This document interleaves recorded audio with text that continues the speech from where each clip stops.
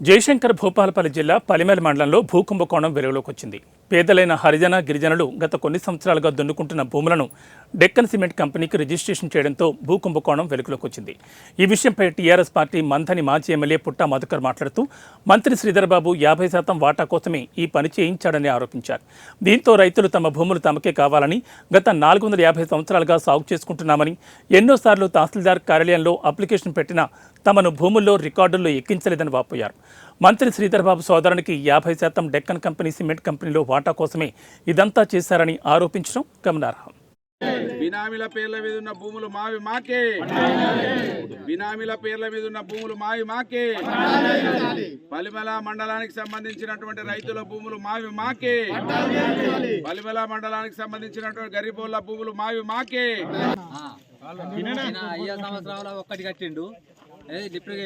ఈ ప్రాంత ప్రజలు 40 సంవత్సరాలు అధికారం ఇస్తే ఇవాళ ఉన్నటువంటి మంథని ఎమ్మెల్యే గారి కుటుంబానికి దాదాపు 40 సంవత్సరాల పైచీలకు అధికారం ఇచ్చిన పుణ్యాన మారుమూల ప్రాంతంలో ఉన్నటువంటి ఎస్సీ ఎస్టీల భూములని ఓట్లేసి గెలిపించి ఎమ్మెల్యే చేసి మంత్రిని చేసిన పుణ్యానికి మంత్రి గారి తమ్మునికి డక్కన్ సిమెంట్ కంపెనీలో పార్ట్నర్షిప్ కోసం 50% వాటా కోసం 300 ఎకరాలు ఆఫీసులో కూర్చోకుండా ఎంఆర్ఓ ఎక్కడో రహస్య ప్రదేశంలో రిజిస్ట్రేషన్ చేసిన విషయం ఇవాళ వెలుగులోకి రావడం చాలా బాధ కలిగించింది. కనుక గతంలో ఒక బలహీన వర్గాల ప్రతినిధిగా మాజీ ఎమ్మెల్యేగా ఈ సమాజం దృష్టికి తీసుకెళ్ళి దీని మీద న్యాయ పోరాటానికి మీ ముందుంచడం జరుగుతూ ఉన్నది.